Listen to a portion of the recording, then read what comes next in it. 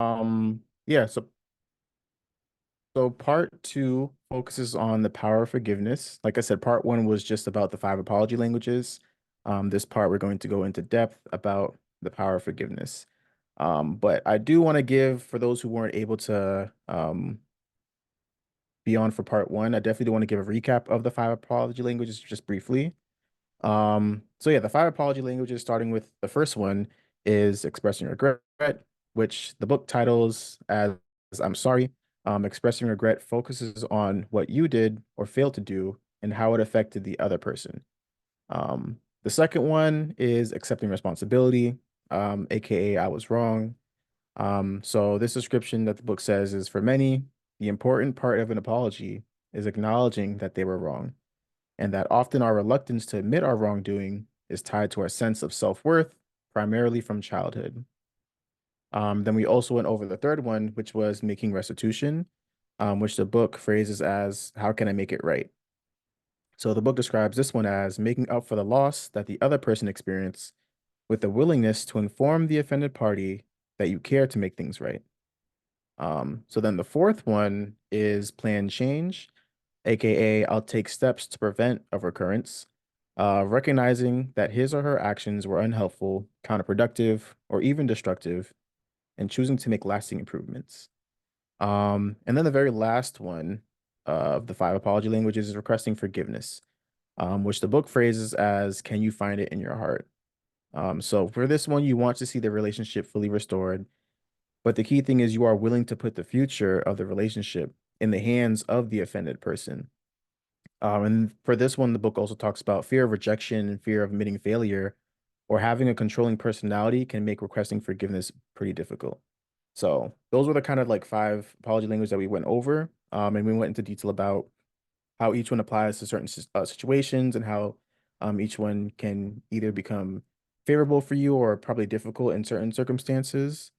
And then also we just went over just the topic of genuine forgiveness, which pretty much just is talking about like how forgiveness does not remove like results of failure, wrongdoing, trauma, or painful emotions. Forgiveness doesn't erase, all that happened to you. But the key thing about forgiveness is that it does start the healing process. And the most important part is that it allows either the relationship or the victim to become unbound to the failures and wrongdoings, right? And then the last part that we left off on, which segues into this part, is that genuine forgiveness just overall is not easy, and it takes time. But like I said, it helps you outgrow the boundary that the situation has placed on you. So that was how we ended part one. Um, so going into part two, I did want to kind of include just some examples of what apologies would sound like catering to each of the five apology languages. So here are just some examples that the book kind of gives. If I'm being honest, the book is probably a bit how do I say, a bit cliche and for some of these, but you can kind of like get the gist of like how to kind of phrase an apology based off of your apology, your primary apology style. So let's just say for me, my primary apology language was accepting responsibility. So an apology that would sound uh like favorable to me, like I would kind of hear that and say, okay, like yeah, I could hear the sincerity, is something like this. Like I know that what I did was wrong. I could try to excuse myself, but there is no excuse. What I did was selfish. Just pointing out that they're taking responsibility for their part. Or let's just say, I think it was, I forget who it was, but let's just say someone else had a primary apology style of plan change. And I'm apologizing for, speaking out of line to this person. My apology to someone whose primary language is plan change can sound like something like this. I'm sorry for how I spoke to you earlier. How could I say that in a different way that would not come across as critical? And by me doing that, I'm trying to keep an open line of communication to see in what ways can I change my actions to better prevent this from happening next time around. So whichever fits your apology style, you can either screenshot this to kind of give you an idea of like what best works for you. Um, so with the things that you should say, there are also things that you should not say when giving an apology. If you are triggered by any of these words, I hear you. I'm here with you. Just take a deep breath in and out. We're gonna be good. We're gonna be good. So you may have heard phrases like these. There's nothing I can do about that now. I can't take away the past. Or what about this one? I'm sorry that you were offended. Or you're too sensitive. Or I was only joking, right? The fact is, all these statements do not acknowledge the hurt that was caused on the offender's part. Sometimes, I'm sorry, statements like these only drive a wedge deeper between the offended and the offender, and the boundary between the two remains unresolved. When apologizing, it is important to refrain from minimizing or belittling the offended's feelings, right? Um, so with that, I know with the idea of apology languages and understanding your own apology language, um, it's one thing to understand your own, but what about when it's time for you to learn someone else's apology language? How can you kind of navigate that, or how do you even bring that up? So the book got you. It kind of went into three different um avenues or three different options that you can kind of bring up to bring up this conversation. So the first scenario is, let's just say like you're actually in the midst of, you made an offense and like you're trying to apologize, but you don't know like what apology is best suited for this person. So in the midst of the apology, you could say something like this: I know that I have hurt you. I value our relationship. What can I do for you to consider forgiving me? So now you may think that, oh, this sounds like requesting forgiveness because you're, asking this person, like, can they forgive you? Which it may sound like that, but remember, this part is just for you to understand what is that person's primary language, so that once you know, you can then apologize in their primary apology language. Because at the end of the day, the goal is to seek the relationship restored between you and the other person. Um, the other example that the book talks about is, just ask the person like what is their idea of an apology. And the question could sound something like this. So when you express an apology to someone else for something that you have done that has hurt them, what do you think is the most important part of an apology? And when doing this, you're asking them like, okay, so if they were to apologize to someone, how would they apologize? If you remember from back in part one, we discussed that by default, whatever your primary apology language is, that's most likely by default how you're also going to apologize. So for me, since my primary apology language is accepting responsibility, if I don't know the other person's primary apology language, by default, I'm going to say like, "Hey, I'm sorry. Like, I was definitely wrong on my part. Like, I shouldn't have done that." And that's just by default my apology style because my primary apology language for me is accepting responsibility. So by asking this, you could also gauge to see like what is their primary apology language. But even in a more neutral conversation, which I think this is probably the best approach when there's more of a mellow kind of state in the relationship, is just genuinely asking this person, was there ever something a person said in their apology that made you feel it in your heart that they were being sincere? Right. And this is genuine because you're asking them, has someone ever actually catered to your apology language? Was it something that they said or something that they did? A gesture that they showed. And most people sometimes can recall that this one thing in this apology stood out to me because of they did X, Y, and Z. And that was genuinely sincere. Um, so with that, I think when I was reading through this, I think that question is like a pretty important question when considering learning other people's apology languages. So we'll start with this as our first question, and it's this. Can you think of a time where someone said something specific in their apology to you that made you feel it in your heart that they were being sincere? So the question again is, can you think of a time where someone said something specific in their apology that made you feel it in your heart that they were being sincere? So we'll stop right there. And then yeah, to answer this first question, you could either type in the chat or you could raise your hand and come off mute and answer the question. So yeah, we can get started with that first question.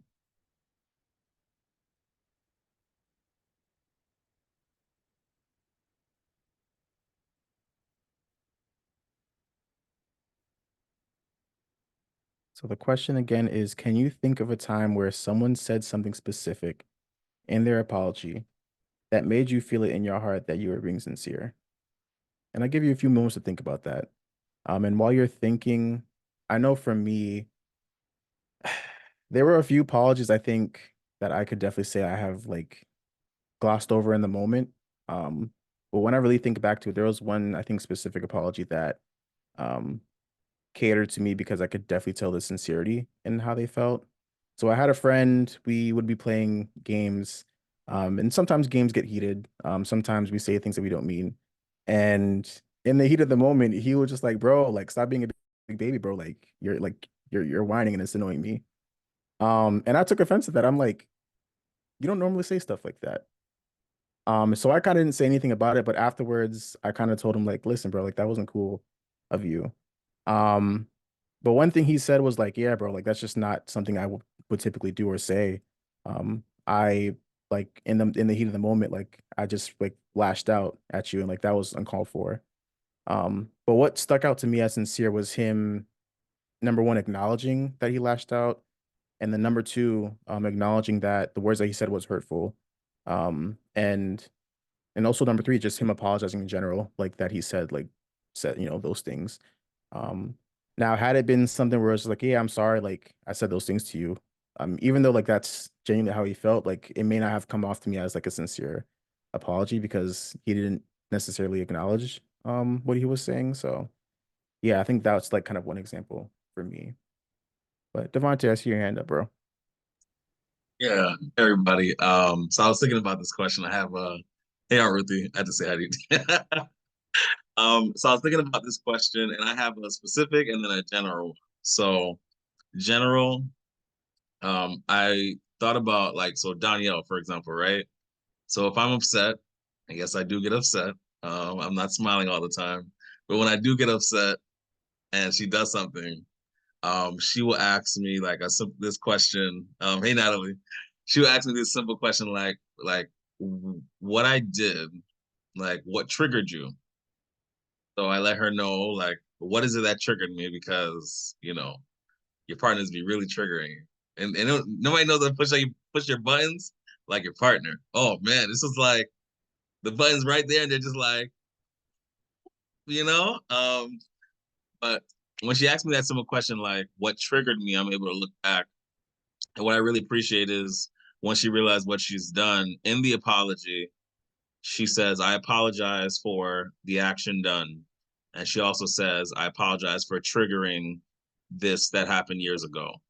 And so that means a lot to me because it's taking accountability for what was done in the present, but also being considerate on how it connects to the past. So really appreciate that. A specific one though, I'm thinking to myself is I remember, speaking to my father in the moments where I was looking for him to take responsibility for not showing up for my sister and I. And I remember there was one day he was like, "Oh, I can't believe, my sister doesn't talk to me, and she's disrespectful. She's this, she's that." And I remember saying to him, "But you were not there for her. You were not there for her." And at that moment, like I actually heard him like kind of pause, take a moment to think, and said like, actually saying I apologize for not being present. I apologize for being absent. Now, did she hear the apology? No, but at least on my end, I was able to hear it, and so I really appreciated that for simply just for me. I think the big thing for me in that specific apology was taking responsibility for showing up as absent, not accounted for, accepting that responsibility. So that was just one specific one and then a general one. Yeah, bro, that's real. Thank you for sharing, bro.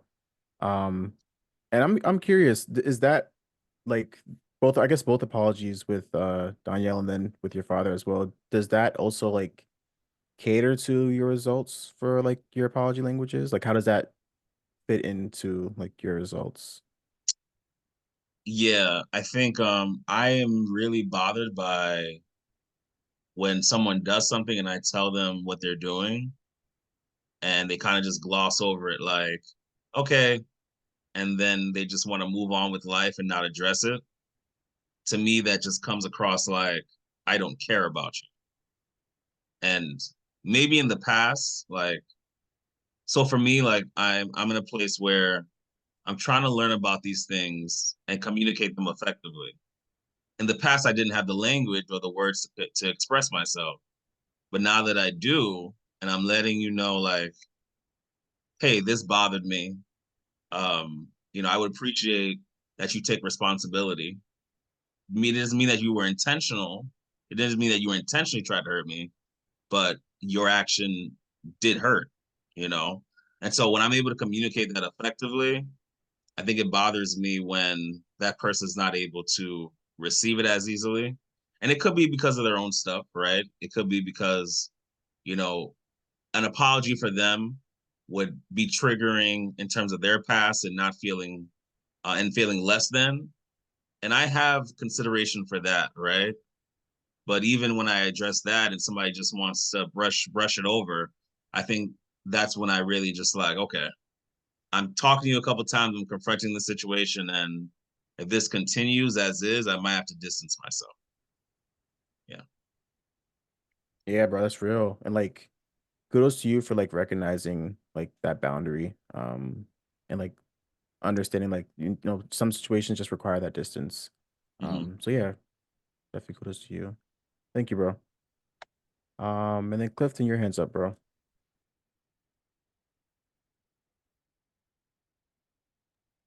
Can you hear me? Yep. Okay. Um,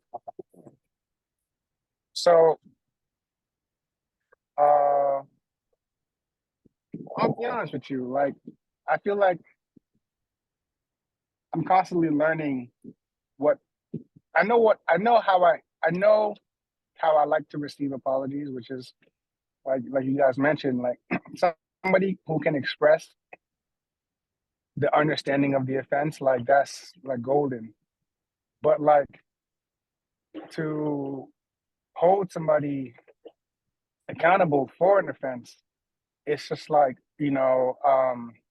catching that in the moment and being like, hey, I'm so used to snapping back, and it doesn't even have to be like Yeah. very like snarky or anything. It could just be um with it's just not. I'm just returning not friendly energy. It's kind of like when you're in school and your friend you cracked a joke, and then so when you had an opportunity to crack the next joke, or not even a joke or just rebuttal, you just reply in a way that's just like sharp, and then so at this age, I feel like I kind of still struggle. Whose microphone is on? Hey, mute yourself. Um, so yeah, so yeah, at this age, I really try to call out the offense sooner, because I honestly, I'm a person to be offended and be like, nah, whatever. And it's like it's not until like the third time I'm offended by something, and I'm like, hey, at these past two times you've done the same thing, and I realize that I don't like it, and now I have to explain why did I say something sooner, and I'm just like, because I didn't honestly, I didn't even realize I was offended. I was just bothered. Now let it go, because there's no need to linger on things, because everything. Yeah, bro, that's real. I'm weak. You have me weak. I'm not even gonna lie. But no, I mean honestly, like that's real. Like, and I guess like a follow-up question is because like you mentioned, it sometimes takes you like maybe like up till the third time to really like understand like okay, like this actually offended me. So just out of curiosity, like why after the third time, not the first time, or like what is there like? Does it depend on the person? Like why is like the on the third offense like that's when it's like alarms go off for you?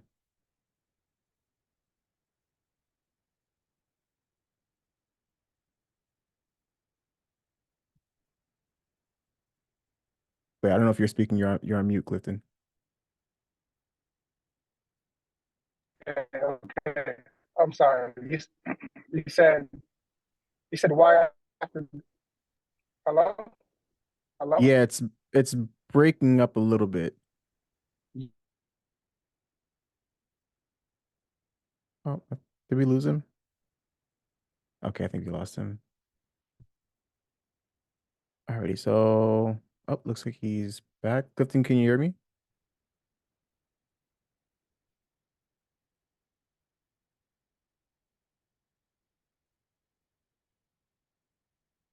Okay, if not, I did see um wait, Clifton, you there?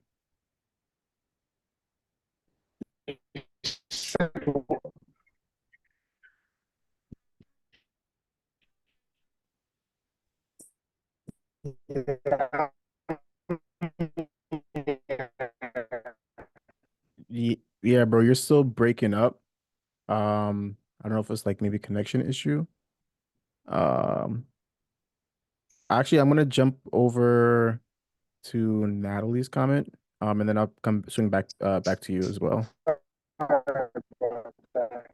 Can you hear me now? Wait, hello? No? Can you hear me now? Oh, okay, yeah, you're good now. You're Go good. on.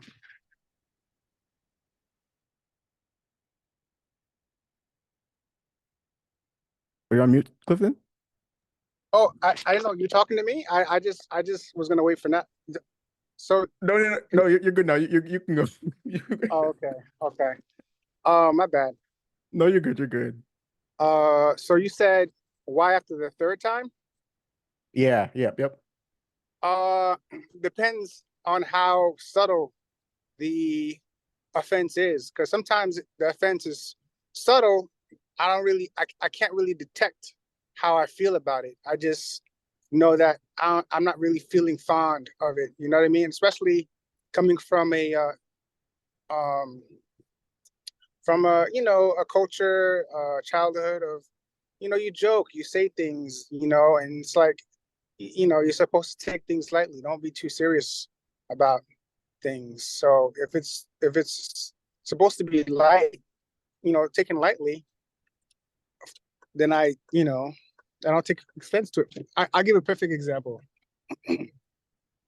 Like, and this is not necessarily a third time situation, but when Haitian people like want to call you silly for doing something, they say macaque, and I'm like, what? So when I was younger, and then when I was, in my teens, and when I was like, and that, by the way, for everybody here, that means monkey, right? So basically, you do something silly, and then you got your family, your friends, or whatever, they calling you monkey. And it took me a while to be like, that's not cool. You know what? That's a part of my culture that I'm gonna like let go. It's not coming with me. It's funny when I see it in comedy. It's funny, but I'm not about to be out here letting people call me a macaque. You know what I mean? So it's things like that, things that like I'm just so normalized to that I have to like take a second and be like, nah, not this one. Clifton, you have me weak, bro. I'm not even gonna lie, bro. But that's real, bro. Like, especially in the Caribbean community, right? Like, you have to have tough skin. I forgot someone said before in the chat, like they need to charge Haitians, Jamaicans, all the Caribbeans free therapy because just being a Caribbean is tough as it is. Yeah, bro. Appreciate you, bro. Thank you. Yeah, I did want to swing over to Natalie because she was saying it wasn't anything specific, but the person changed their behavior soon after. So I felt it was sincere. Um, so Natalie, like with that, so like was it like a formal apology? Like how did that like happen, if you're able to speak? So yeah, it was like an apology, like I'm sorry for like because I did something you didn't like and accepting responsibility and then like the change part. Once the change part happens, that's when I'm like I feel better about it, but it's just like if you keep repeating the same thing, then I don't take you very seriously. Or it's like even if you repeat it but you kind of like catch yourself, and you're like trying to be better, then that's one thing, you know? Yeah, you're actually one step ahead of me because my next question was going to be like, what happens like in that scenario where they say they're going to change, but like they find themselves backsliding, right? But I think you addressed that like really well. Like you're saying, pretty much if they cash themselves, right? Like if they acknowledge that like, okay, like I'm planning on changing. I'm not going to be perfect, but I'm trying to go down this route, this trajectory. So I think that's definitely wise on your part to acknowledge that. So yeah, thank you for that. Okay. Just looking through the chat. Devonta says, so interesting that we have to learn to love others outside of our favorite love and apology. Yeah, yeah, bro. Like it's deep, like doing like the extra digging because it's not just us, you know? So like that's what makes it even more difficult. So yeah, 100% agree. Uh yeah, anyone else? Just to say the question one more time. Can you think of a time where someone said something specific in their apology that made you feel it in your heart that they were being sincere? And that could just be either like through words or maybe even through actions, like Natalie was saying. But yeah, can you think of a time where someone said something specific in their apology that made you feel it in your heart that they were sincere, they're being sincere? We probably could take one or two more people before we continue forward.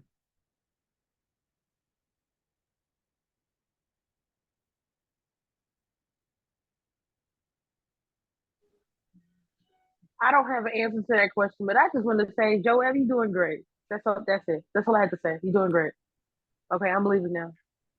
I'm crying. Appreciate it. Thank you, Caroline. Appreciate you.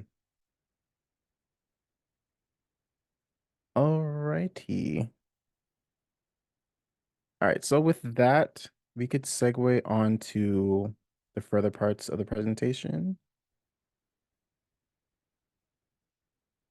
Alrighty, so when apologizing is hard. So sometimes people choose not to apologize, and I remember, I think it was Devonte who said this, but sometimes people choose not to apologize because either A, they do not value the relationship, or B, resentment lies buried beneath the surface. So the book kind of gives two different scenarios where, one person cannot value the relationship or B, resentment lies buried beneath. So in option A or scenario A, it sounds something like this. I gave up on our relationship. It seemed like no matter what I did, it was never enough, and I was always in the wrong. She hurt me on numerous occasions, and I finally decided it wasn't worth the effort.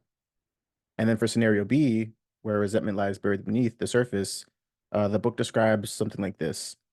I'm not going to apologize. He shouldn't have made those comments. You do me wrong, and you'll pay for it. Don't ask me for an apology.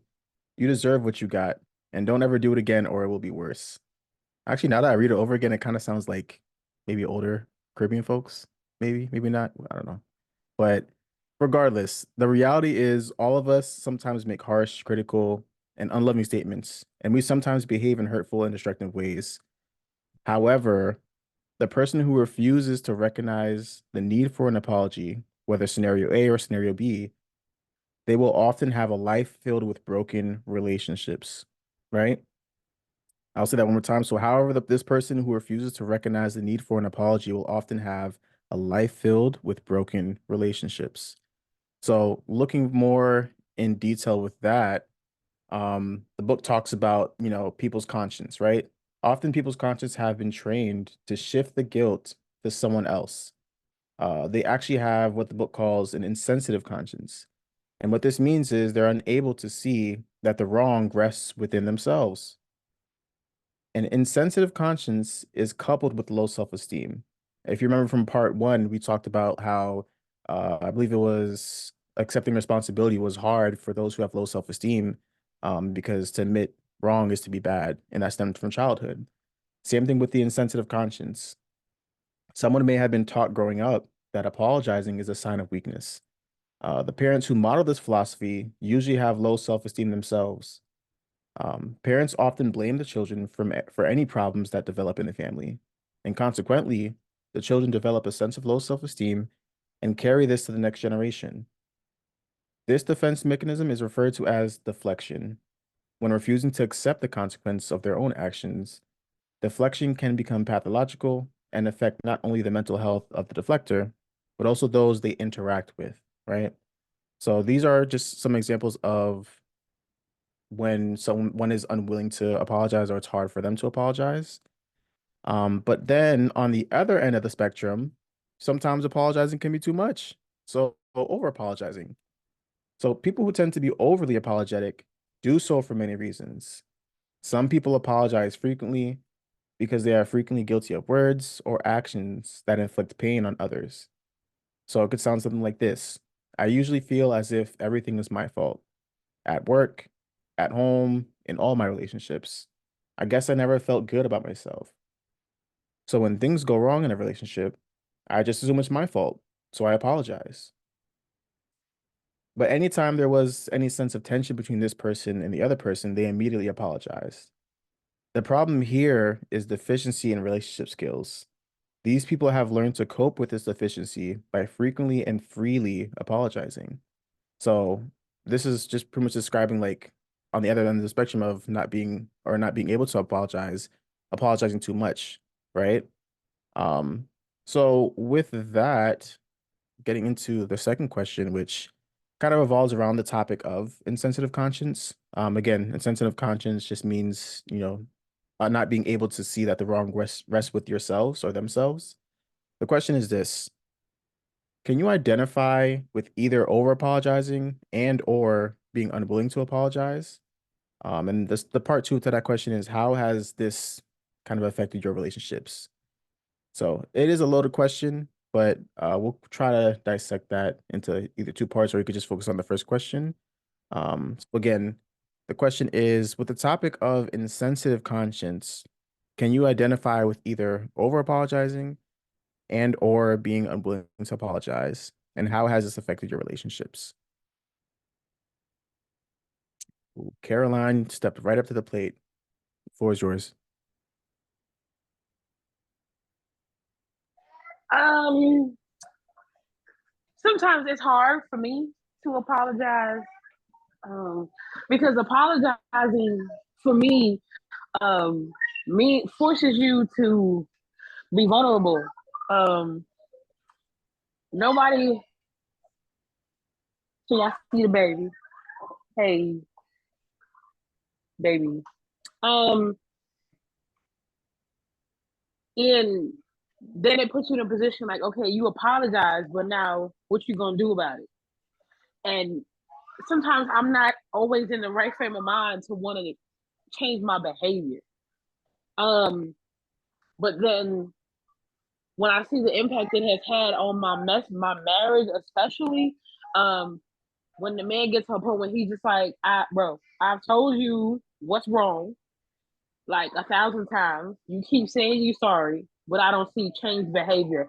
That put, from my understanding, that put him in a position to be like, okay, I keep telling you what's wrong and you're not doing anything about it. That puts me in a position where like, all right, if I apologize to you right now, you just gonna forget about it and then I'm gonna just go on, keep living, right?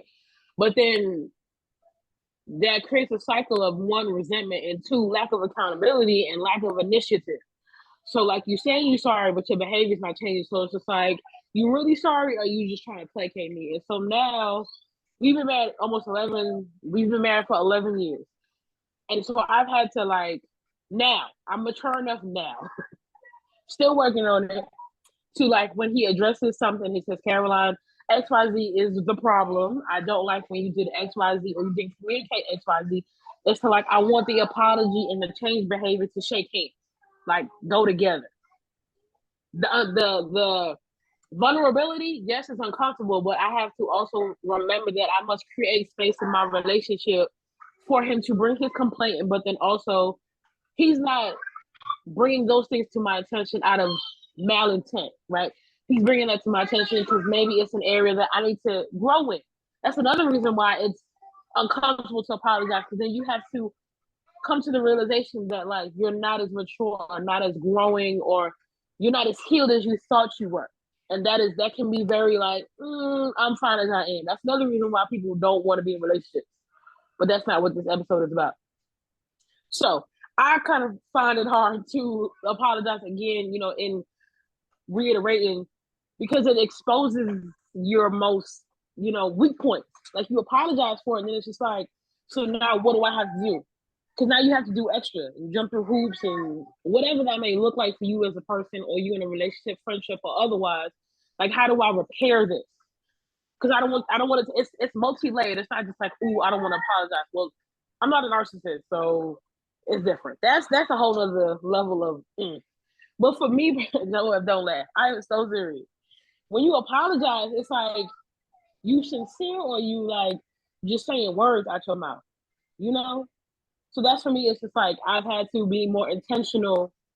And I think with me now realizing that I had an issue with apologizing and not doing better. It really irritates me when I bring something to someone's attention and they're just like, my bad, and don't like do better. So now I'm like, I'm ready to fight you. So I can only imagine how my husband felt. But I don't live with none of those people. He lives with me.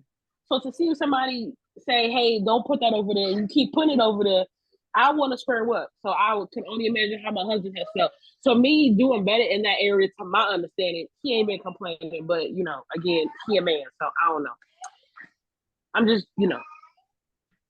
that's my little piece of, delight. Happy Sabbath, y'all. I love it, Caroline. I absolutely love it. Thank you so much for sharing. Honestly, you dropped a lot of gems. And what I heard from you was, well, especially I think like your marriage, right? You were pointing out that like your husband will like say like certain things that like affected him and or made him feel a certain type of way.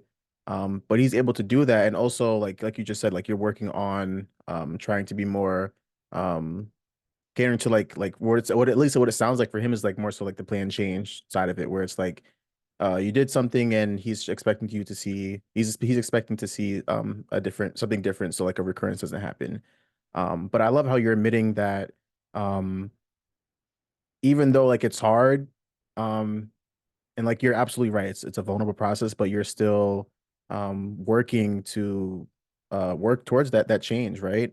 In part one, I think we spoke about like how the fear of rejection or fear of failure or fear of not living up to a certain potential like usually like deviates us from trying to do like the change. But it's encouraged to like walk towards the difficulty in doing that, because like you're just saying, in your marriage, like the goal is to see that relationship restored from that offense. So definitely commend you for that, because like you said, it's not easy. It's a vulnerable process, but you're doing it. So yeah, thank you for sharing. And then Devonte. Yeah, this is not answering the question, but this is just piggybacking on Caroline and what she was saying, because realizing that even in that um the dialogue, and when like a person's apologizing and you're looking for plan change, like even in that dialogue, there's so many things that can possibly happen. Like, for example, somebody might want an apology, you apologize, but that same person might not be able to communicate what change they actually want. And they think they're saying it clearly, but in reality, they're not able to communicate it in a practical way so that you can make the change, right? So getting to a place where even if somebody tells me, hey, you hurt me, this is what you did, and I apologize for it, can that person in response also learn how to even be more practical in terms of giving that, and I'm speaking generally now, I'm not talking about Caroline per se, but anybody generally, being able to communicate what you need, because you can get 1,000 I'm sorry's from one particular person, but if you don't know, if all you can answer is how do you feel, and you don't know what you need, how to communicate it, not to only somebody else, but even to yourself, then you're going to just keep getting hurt and the cycle is going to continue, you know? And then also, there's definitely times for an apology, but sometimes I've had to like realize that I was seeking an apology for something that, for example, Donyelle should not have to apologize for.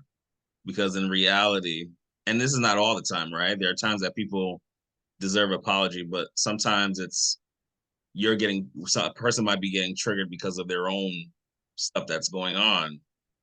And, for example, I might hear certain words, right?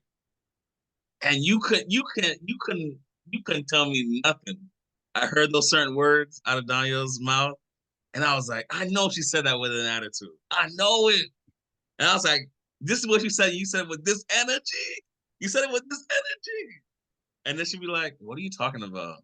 And I was like, oh, wait a second. Let me just go rewind in my head.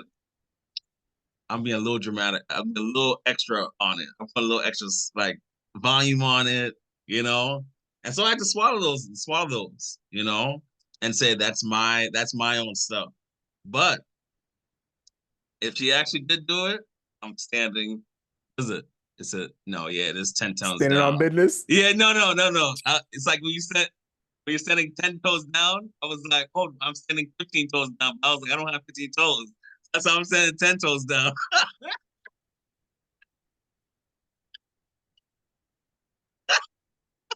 Yeah. So I just wanted to say that, Caroline, you have me thinking. So I just wanted to say I didn't answer the question. I just wanted to just, But yeah, 10 toes down. And what you said, Joab. I cannot. I cannot. Where do you get 15 though? I have to ask, where do you get 15 from? No, I was like touching my toes like 1, 2, 3, 4. I was really thinking about it. I was like, no, 10 toes down. 10 I toes down. can't. I Some people have can't. 11. Some people have 11. Devonte, you talking about swallowing up your pride, and all I heard was, "Have you ever been swallowed up?" Stop!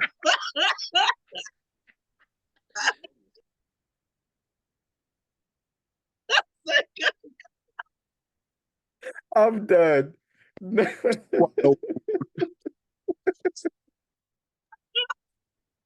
Oh my gosh. Caroline, I can't. I really cannot.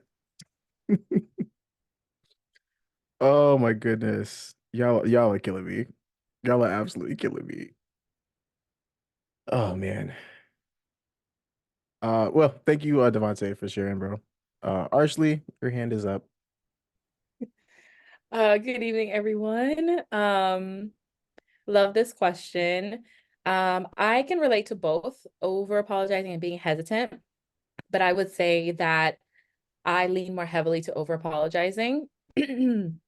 I think one of the core reasons for me doing that is because growing up in childhood, I struggled to have stable, like, emotional relationships with my parents.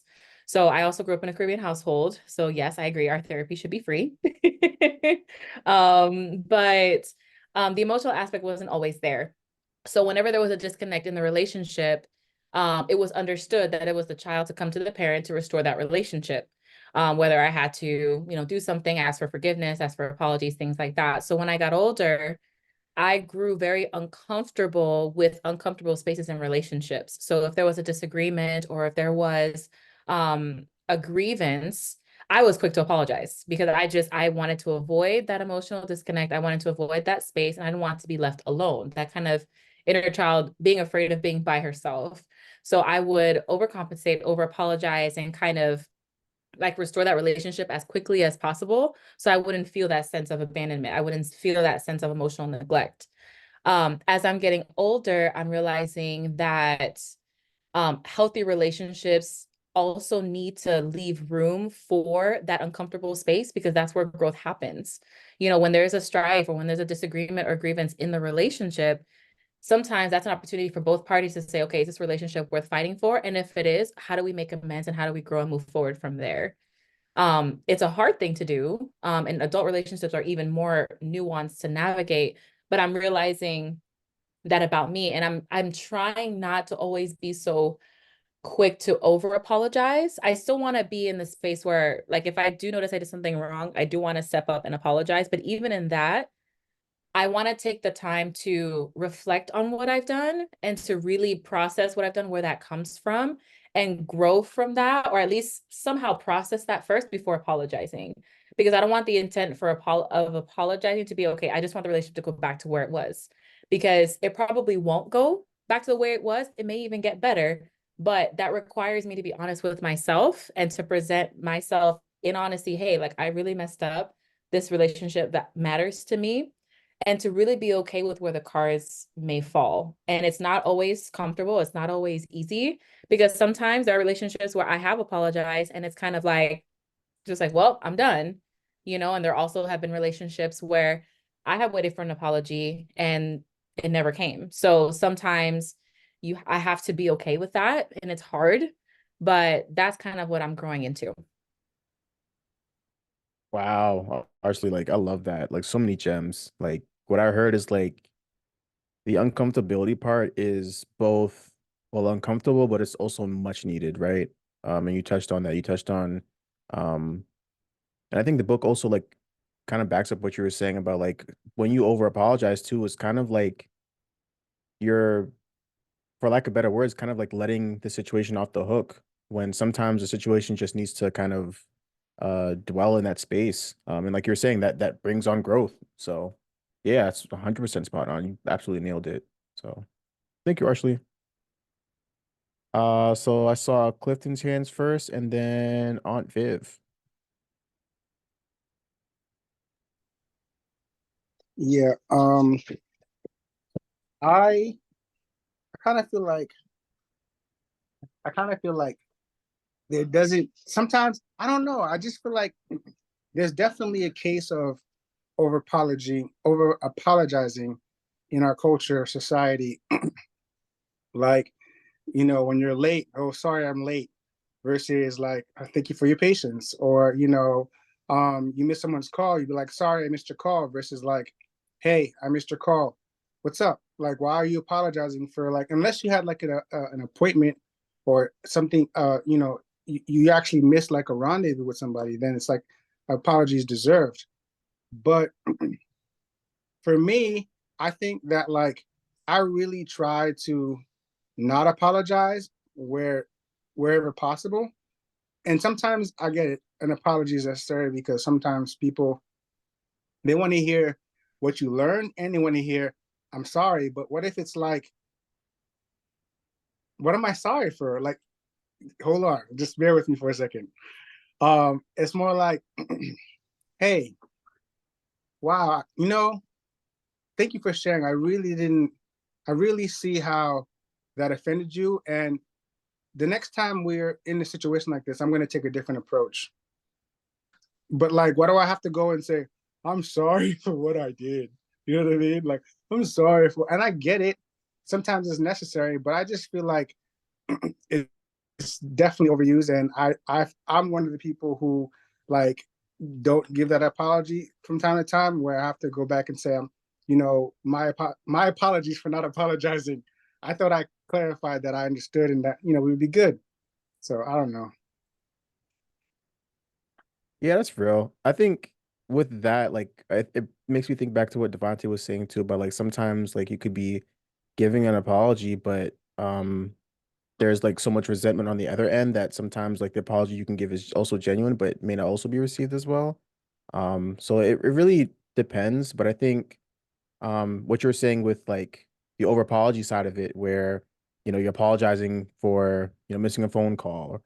Um, I think that, and I think the book didn't really like specify that, but it kind of alluded to the fact of like when you're in that constant cycle of over apologizing in that fashion, it's almost like you're removing the meaning of the apology or how you apologize in general, right? So, yeah, definitely glad that you pointed that out because that's very important, right? Like, apologies have so much power, but when you give that away to, things that don't require them, you're kind of like diminishing the effects of an apology that you give. So, yeah, 100%. yeah. Thank you, bro. Aunt Viv. Hey, good evening, everyone. Um, Clifton kind of like took the words out of my mouth. I'm like that too. I don't necessarily like to apologize, but I also like what he said. I never look at it that way, as in, when you're late for something or you missed a call. I never, but now, you bring that to my attention. I'm gonna stop doing that. I like that. But what I practice to do is, because I don't necessarily like to apologize, and because of that, I'm very intentional in what I do. If I'm going to say something, I think about it, or if I'm going to do something, I think before I actually, and it took a minute for me to get to that point, because when you're younger, you have a low self-esteem, like you guys were mentioning earlier. You're fearful of your parents might do certain things, so you're kind of cautious. You don't want to hurt them. You're fearful, etc. So as I mature, I I don't like confrontation.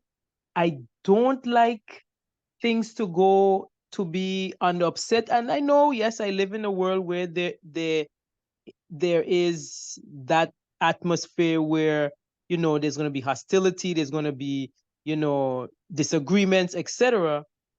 But a lot of times I am very intentional in who I put myself among. I don't just jump in anything, because I know who I am. And if I do apologize, I have to think about it. And like Clifton said, is like, okay, why am I apologizing? Because I'm not gonna apologize just for saying I apologize. I have to really mean it. So with me, like we say with the Caribbean parents, it is one lend to being on, I guess, I don't know, it's on the tough side of life. I don't know. But I am glad I am Caribbean, because I don't know, the kids that's coming up today, man. I'm telling you, if I really couldn't, I'd probably be in jail. But yeah, that's just me. I don't. That's not something that I readily, apologize. I think before I act, or I do whatever I do. Yeah, that's so real. Thank you for sharing on Viv. Like I definitely relate to that. Like thinking before, and just constantly if I would even say like auditing how you apologize and like what situations even require apologies. That's very wise. So yeah, thank you, Aunt Viv. Okay, there was a lot going on in the chat, so I do want to kind of catch up briefly.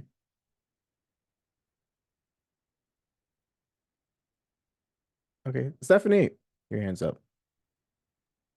Yes. Oh, this is so good. I really love this. So, growing up in a Caribbean household, like Aunt Viv said, I love being Caribbean too.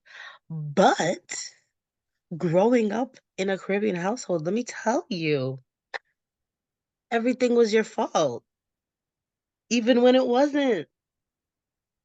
It started raining today. Man, that's your fault. I'm like, are you kidding?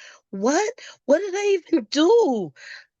So imagine, you have people in this world, they don't like to be accountable for anything. And then you come across these people and it's not your fault, but they're making you feel bad. They're gaslighting you. They're making you think that it's your. So, like, you really, really have to have a good balance of you know, apologizing, knowing when to apologize, knowing when you're being gaslit into an apology that's not really supposed to be an apology, knowing when you're not supposed to take the responsibility that somebody else is supposed to take. Like, this whole thing is just so crazy. So, you really, you, my goodness. I was the firstborn too. Yeah, but you know what's the worst part? I'm the firstborn and I'm the only one. So literally everything is my fault. Because there's no one else around. So,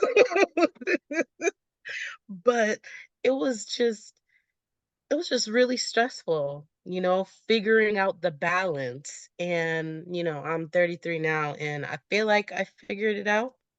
And then there are some days where I'm like, dang, maybe I should have said sorry. But you know what? The Caribbean in me will just be like, oh, well, oh, I don't know. I don't, what happened? What, what, you know. But I do my best to apologize when I really, really, really feel like I did something wrong, because I'm super thoughtful when it comes to people. In fact, I'm way too thoughtful, and I think of things that people don't even think about, but I just want to make sure that everywhere I go, I'm not putting somebody out, that there's a safe space with me. So, me being a safe space, I like people to feel comfortable. I like people to, feel how they want to feel. Like, you're you, just come as you are. That's how I am. So, I really, really like that. And I do my best to be like that for people. But, Caribbeans, they make it hard. But, we're getting out of we're rewiring ourselves. That's what we're doing. Rewiring, because we need it. Not everything is our fault, like we have to hug that 5-year-old, that 10-year-old that was thinking that everything was our fault. No, not everything is your fault. And that's what I'm learning now, to not be so responsible for things that are outside of me, that have nothing to do with me, but somebody's just like, you know what? I don't want to deal with this today. Let me just put it on your lap. And then me knowing, be like, that's not for me, my friend. Okay? It's not for me. I got to go. Something like that. Stephanie, I love you, sis. Oh my gosh. But no, for real, I could like really appreciate like just that. Cause like setting that boundary and like you were saying, it's difficult, but you setting that boundary and still allowing yourself to be open for those who need it, like that's like so important, right? Um, Definitely appreciate you for that. Definitely commend you for that. Because yeah, it's not easy, especially in a Caribbean household. They will test you. They will test you, but yeah, you're definitely stronger than that. So thank you so much for sharing, Sunflower.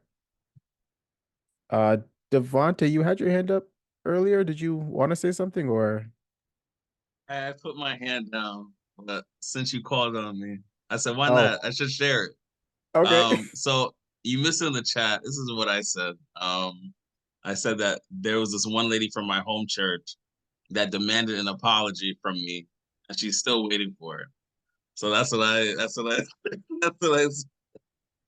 I personally said. And don't get me wrong. I have no problem apologizing. Got no problem apologizing. But this particular time, I must have been, I want to say I was like 19, 20, and I was just learning to like fight back in a nice way, right? In a nice way. Well, at least at the time I thought it was. So I was in one meeting. I was in one meeting for the church. I won't say who the person is, but Vivian, you know the person. Uh,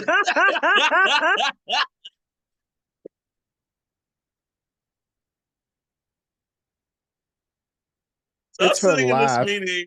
I'm sitting in this meeting and it's running 10 minutes. It's running 10 minutes late. And this lady comes up to me. Meanwhile, I only had one scheduled meeting. Never told I would be a part of this meeting. She comes over and says, excuse me, you need to shut this meeting down. You need to come over to my meeting. We're getting ready to start.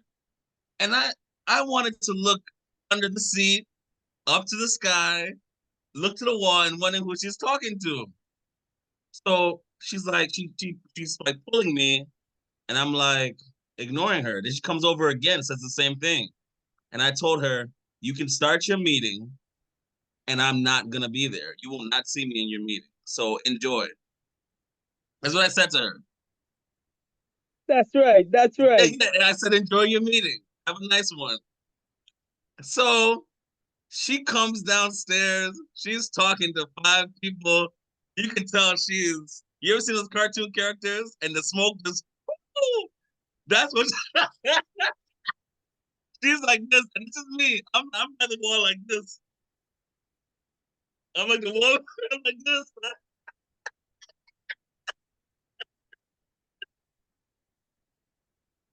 So she comes over to me and says, well, I thought you were very disrespectful to me earlier. And I don't appreciate that. And I want my apology. I said, I hear you, and you're not getting an apology.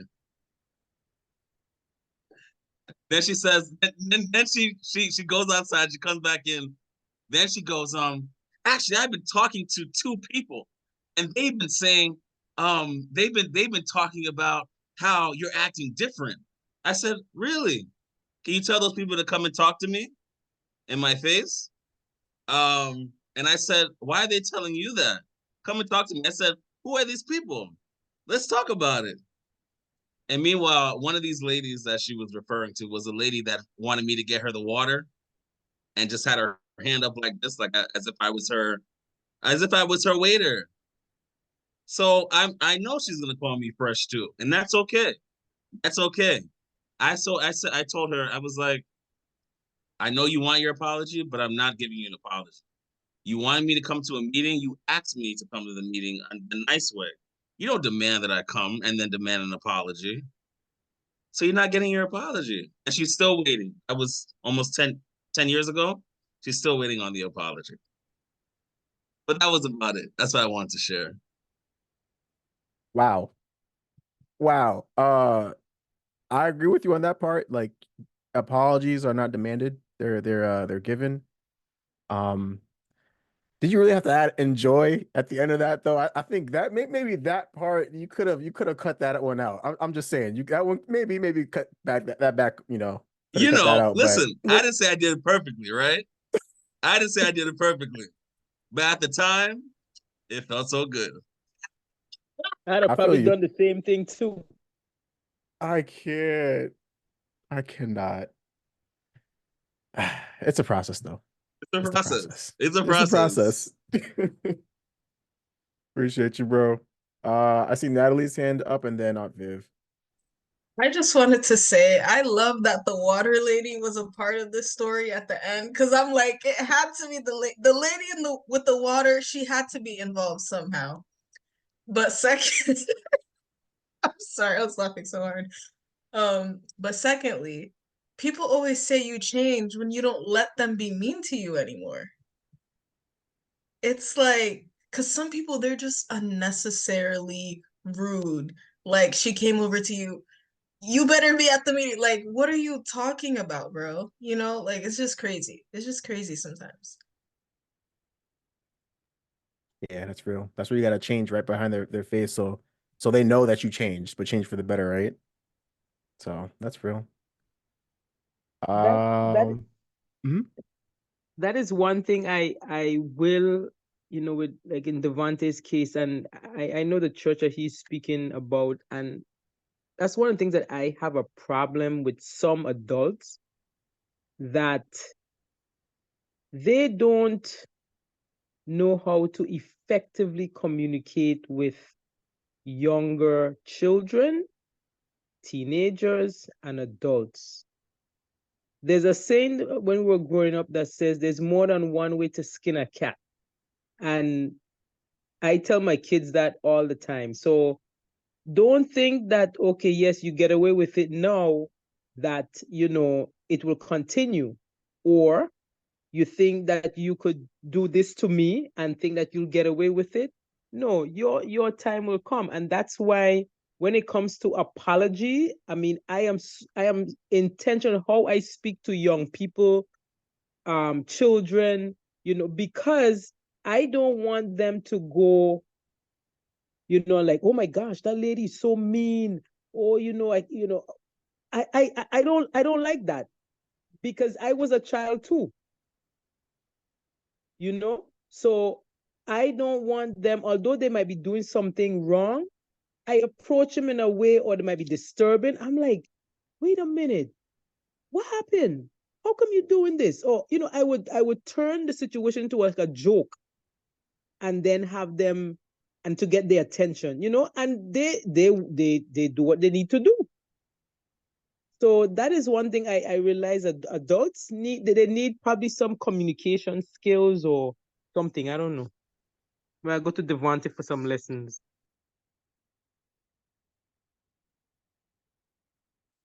I'm weak. No, you're right. You are, Viv, honestly. Like, and I think, I think that's well, speaking of the process, like I feel like understanding that everyone's at the different phase of, being vulnerable and apologizing. And I feel like, you can find that with adults, teenagers, but I think throughout our life, I think acknowledging just where we are is a big part of that. And being honest, just not everyone's at that level. So yeah, we were gonna find people that just don't know how to communicate or don't know how to apologize. So yeah, that's what BTM's for. Shameless plug. Um, I don't want to leave anyone out. Um, I know like a lot has happened since then, but the question was with the topic of insensitive conscience, but mainly focusing on, do you identify with over apologizing or not being able to apologize or unwilling to apologize? And where do you kind of fit with that? Aunt Ruthie. Hi, family. Um, I was thinking about this over apologizing, and I do that. I know I do that because I'm apologizing to everybody. I bump into somebody in the store, sorry, all this. And recently I've been saying to myself, why am I saying that? I just need to say, excuse me. It's not a big deal, you know. But I was thinking about where that could have come from, because I think those of us that have been beaten up in our childhood, you know, you begin to think that everything is your fault. And way down deep, even if you know that that's not true, way down deep, you still believe that, So it becomes necessary to be the first to apologize, to keep the peace, to keep everything together, because there's so much chaos around you otherwise, you know? Um, I wanted to comment on something that Caroline said earlier too, and I so understand what she's saying. I don't have difficulty apologizing, but I get it when you have to apologize for a behavior that you have, and you're not sure if you can change it. You're not even sure if you want to change it. You know, then what do you do? So that's just it. That's what I wanted to say. Yeah, that's real. That's real. That's so real. Thank you for Aunt Ruthie. Um, Marnette, your hand is up. Happy Sabbath, everyone. I'm enjoying the conversation so far. I can be very stubborn. Okay, that is something that God and I are working through together.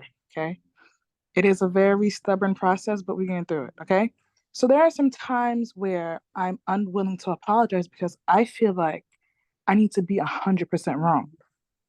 In order for me to apologize to someone effectively and me to feel it and for me to be sincere, you have to convince me now, okay, that I am 100% incorrect or that I've hurt you. And even on the other end of the spectrum, when I'm very upset, I say things like, I am not in the right headspace to apologize to you right now. I cannot apologize to you right now. So yeah, the unwillingness is very real. How am I working towards that? I'm not sure. And I'm also an over apologizer too, because I'm a person that I'm willing to avoid conflict at all costs. Like, I don't like that confrontation thing. I just can't do it. I'd rather apologize and not mean it than for us to go through 10 hours of arguing just for me to get to the point of apologizing. So that's my dilemma. Yeah, I feel that. Honestly, I really feel that. I guess a quick follow-up question is when you mentioned like you don't like apologizing, or you rather apologize with no meaning to just get over it rather doing that than apologize, mean it, but get into like a huge argument. I guess the question is there a way you can apologize and mean it, but also having that boundary of not having like the argument phase as well? Like, is that something that's like possible? Respectfully, no. Sorry. I'm so sorry. I cannot do it. Okay, yeah, that makes sense. That makes sense. Thank you, Marnette. And then Clifton. Okay, so recently, listen, this apologizing, learning when to apologize, when you're offended, you know when you need an apology.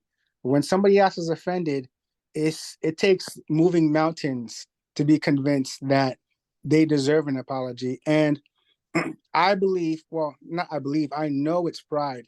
And it's something that I had to identify. So when Marionette was talking and she was saying that you have to like show me, I'm like, I I understand and I can empathize with that. And I feel like at least talking to my network, and I'm happy to have um friends who like pour into me positively in terms of helping me like reframe how I experience these situations.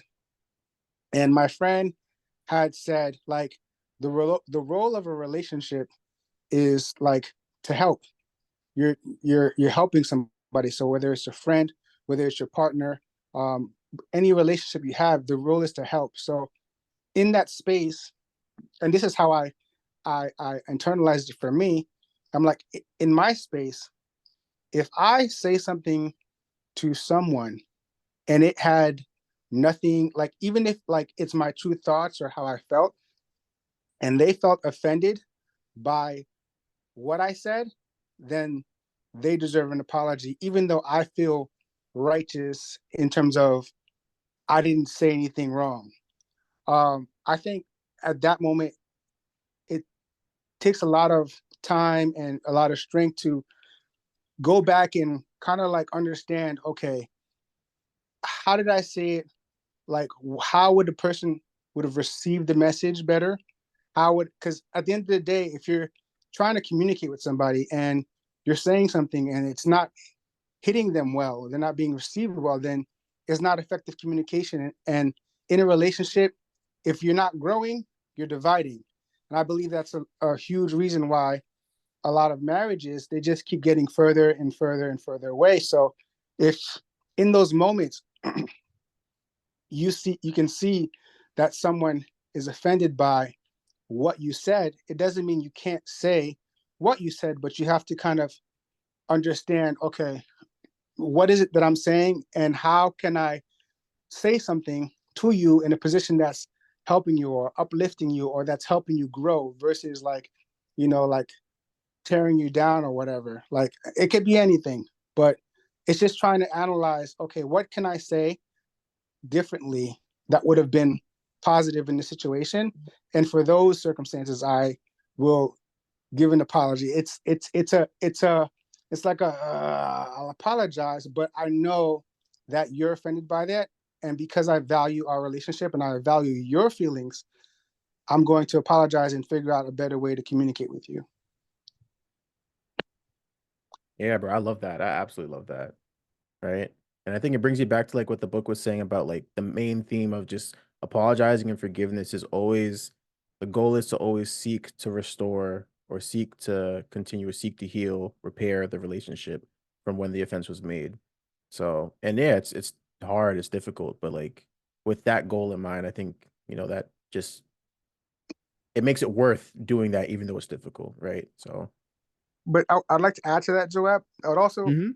need a word of caution to be weary of manipulators because sometimes you can find yourself in a space where somebody can use that like olive branch that you're giving to manipulate like a bunch of situations, and it's not always clear because somebody can be offended so many times.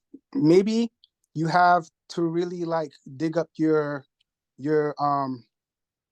who you've known yourself to be and really like reevaluate that and really like reinvent that person, because sometimes we say things like this is who I am or this is how I've always been, like everybody else gets it or whatever. But when people are like in your close circle and they're like really like can feel your everyday presence and they can reflect to you like who you are, it's like sometimes some of those generational behaviors has trickled into you that you don't even recognize that they were like inherited from your past and your parents.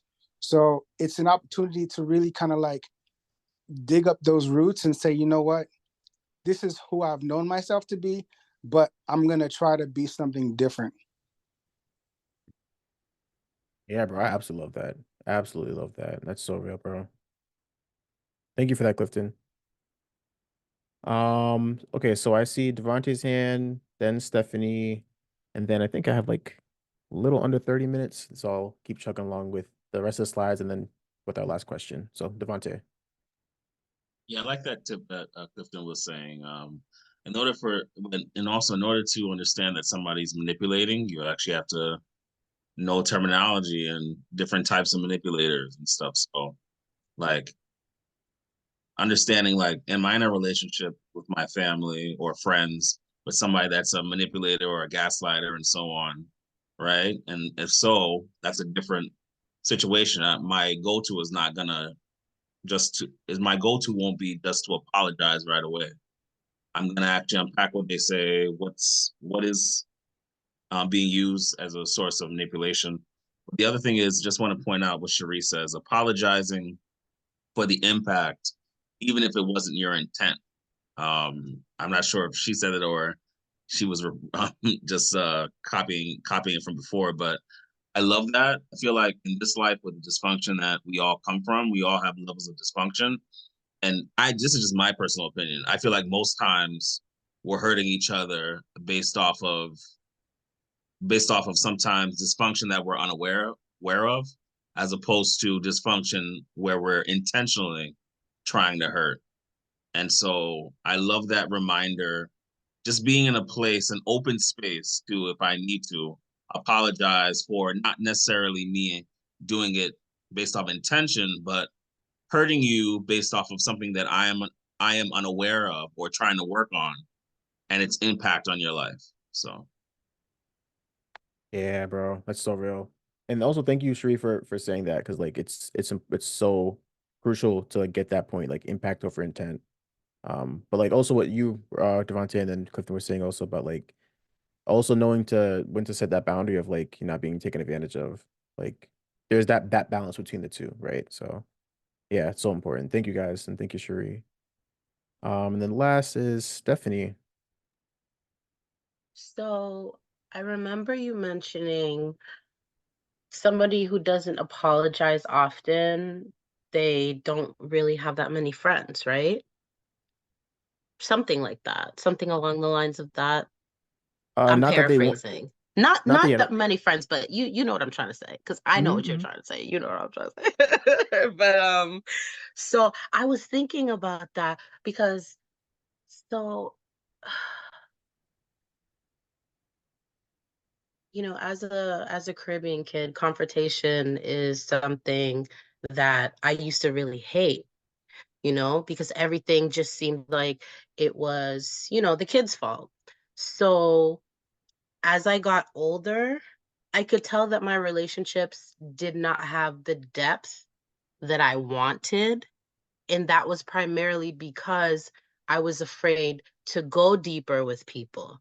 Because, if I'm going deeper, it's me being vulnerable. If I'm saying sorry, it's me, holding myself accountable for something that I did, and I wronged you. And I you know, my dad, he's not good at apologizing. Like it takes forever, and I had to really just and I got that from him and he kind of raised me. So there are many things that I have to wash off of myself if I want to be successful in my relationships with people, So I'm like, okay, if something is my fault, how do I approach this? And I approach it better now because instead of being afraid, I see it as an opportunity for me to learn something about you. I see it as an opportunity for me to learn something about myself because maybe this will bring out something triggering that I have to smooth out within myself so that I can, do better and be better. And it's like when you think of discussions or when you think of arguments as a time to grow instead of being afraid of it, then you'll want to do it more. You'll want to communicate more because now I'm really, really into growth. So if I have a problem, I can't keep it inside anymore. I'm the type of person I have to, if we're really close, I have to sit down and I have to talk to you because if I feel some type of way, I'm not fake. I don't look at I just can't look at you. Like, if I don't want to see your face, if I don't want to see you, if I don't want to interact with you, I'm not gonna sit in front of you and like key. I'm gonna keep my distance and then I'm gonna be like, hey, I was ignoring you. I told my husband that the other day. I did. I was like, you know what? Let me be real with you. I was ignoring you. I don't know if you noticed, but I was ignoring you. And you know why? This is why. Because something happened, I felt some type of way, and I couldn't even look at you. And I just walked away. And, I didn't want to start anything. So I was like, okay. So I was sitting, so I was sitting in the living room. I was like stewing. I'm like, and then I got up and I'm like, you know what?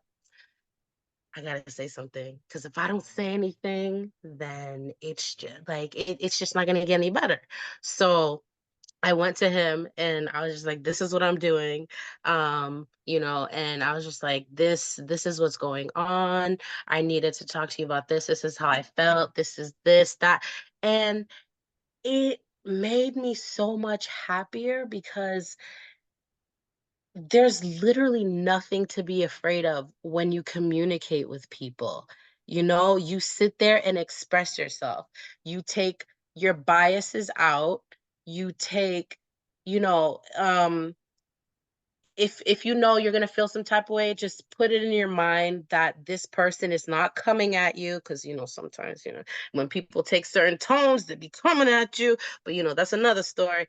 So I have to just always remind myself this person is not coming at me. They're expressing themselves. Yeah, it may make me feel some type of way, but at the end of the day, I would rather them express themselves than keep stuff inside because when you keep things inside and they grow and they grow and they grow and they fester, and then all of a sudden you blow up. And these are things that were like ticking, ticking, ticking, ticking. They were adding on. So when you don't apologize, it really feels like you don't care. So it's just a lot. I've learned to approach difficult things with excitement because I know that whenever I accomplish something, I feel so much better about myself and I feel so much better about growth because I know that if I'm not growing, I'm dead. Literally, what's the alternative? You're dying. So you have to grow anyway. So you might as well just grow in a way that helps you, grow in a way that helps people around you. Yeah, that's so good. I love that. Like, and I could even just hear just from like um what you were sharing, like just like the growth and the work that you've done in that, right? So I could definitely like commend you for that. Like, thank you so much for sharing that. And I love you. My prayer partner, I always got you too. So I'm glad to see that you're growing as well. Okay, so time is winding down. So I do want to go into this last part and then the last question before we close out for the night. Um, so the book talking about genuine forgiveness, right? And this is kind of like or what I kind of see as like the overall theme of the book. Of course, there's the five apology languages, but the other side of that is also forgiveness and genuine forgiveness.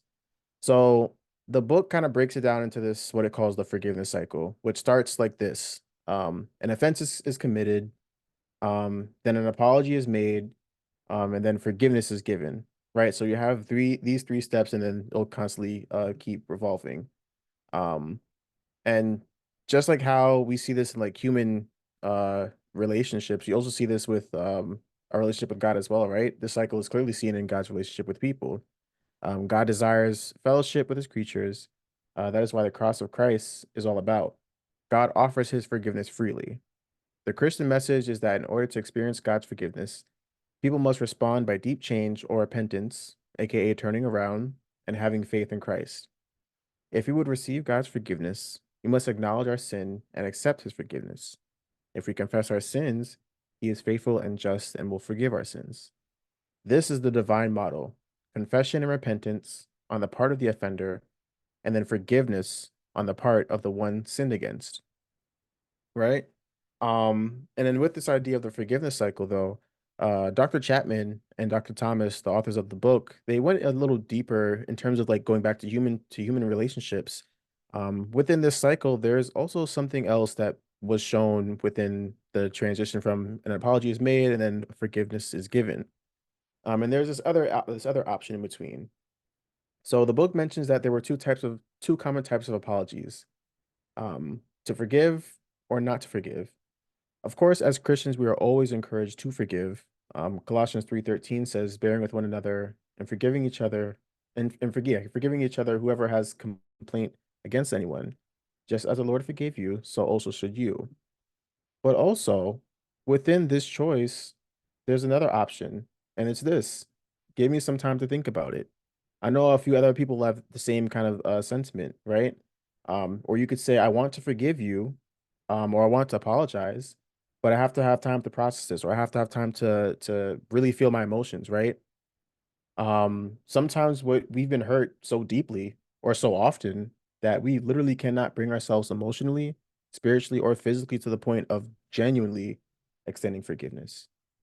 We need time for inner healing, time for the restoration of emotional balance, or even physical health that will give us the capacity to forgive. Forgiveness holds the power to give renewed life to the relationship. The choice not to forgive pronounces the death penalty upon the relationship. Without forgiveness, the relationship dies, right? This whole thing is really about taking the time to really process it. Because if the end goal really is to seek to restore the relationship or seek to allow the relationship to live, um, sometimes that can mean apologies given and forgiveness is extended just like that. But sometimes it could take time, you know. And the thing is, like, everyone's timing is different, right? But at the end of the day, it's how you want to better seek to restore the relationship. Just like how Caroline was saying, like, it's, and pretty much everyone else was saying, like, it's hard to be faced with that situation, but at the end of the day, like, this is your partner, this is your friend, your brother, your sister. Um, and at the end of the day, like, wanting to see that relationship restored should be the goal, right? So then this leads me to this story. Out of both part one and part two, well, this part, if there is anything that I think that stood out to me was this story. So this story is about a man named Jordan, and I titled this pretty much Jordan's forgiveness cycle. So it starts like this. The book told a story between Dr. Chapman and a young man named Jordan in his senior year of high school. Jordan had been an all-American model teenager in school, soccer, and church. But in this visit with Dr. Chapman, Jordan was full of tears.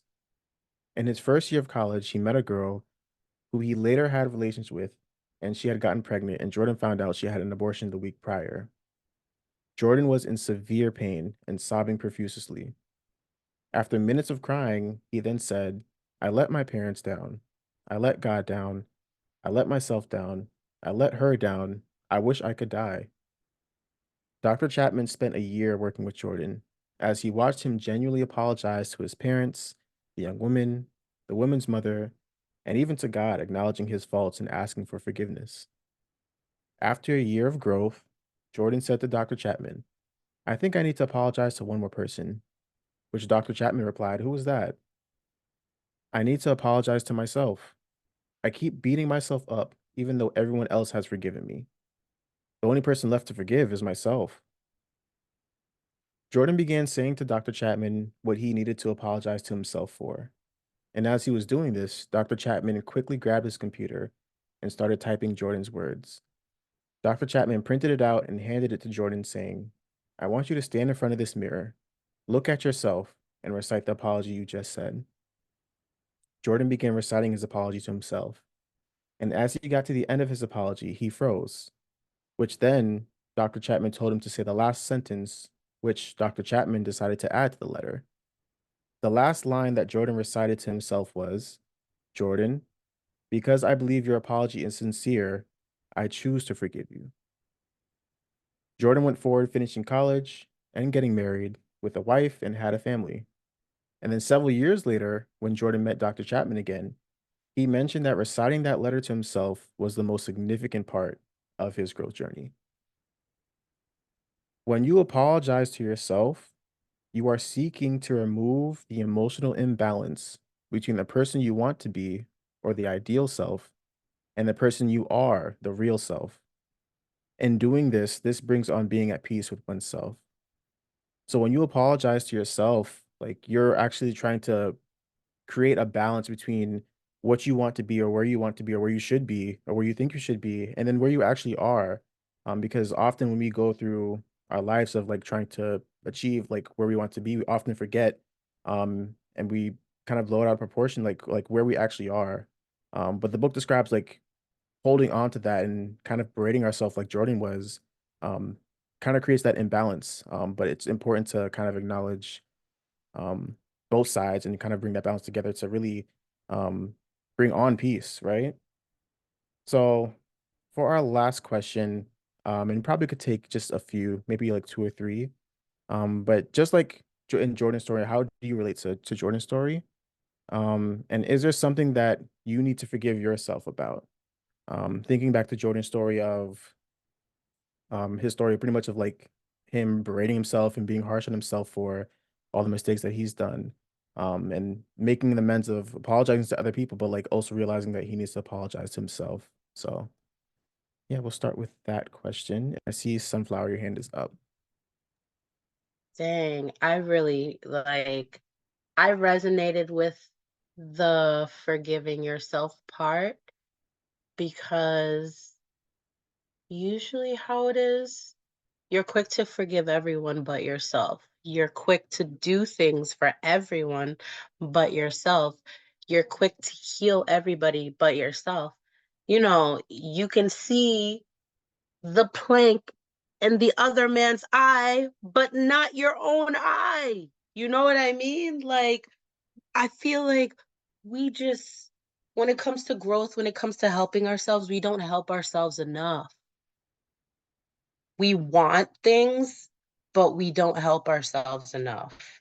And that resonated with me because, um, okay, so after something, after something traumatic happens, you're very, when it comes to decisions, you don't really know what decision to make, and you lose trust in yourself. So I found myself throughout the years just losing a lot of trust in myself, um not I didn't forgive myself because I was so hard on myself. I made a decision and the decision ended up badly. And instead of being like, okay, you know what, like, forgive yourself, it was just like, whoa, why did you do that? How could you do that? Because you did this, this is what happened. So then it just became this cycle, and it was such a negative cycle. So now I have bad thoughts and I'm just like, okay, this is what I think.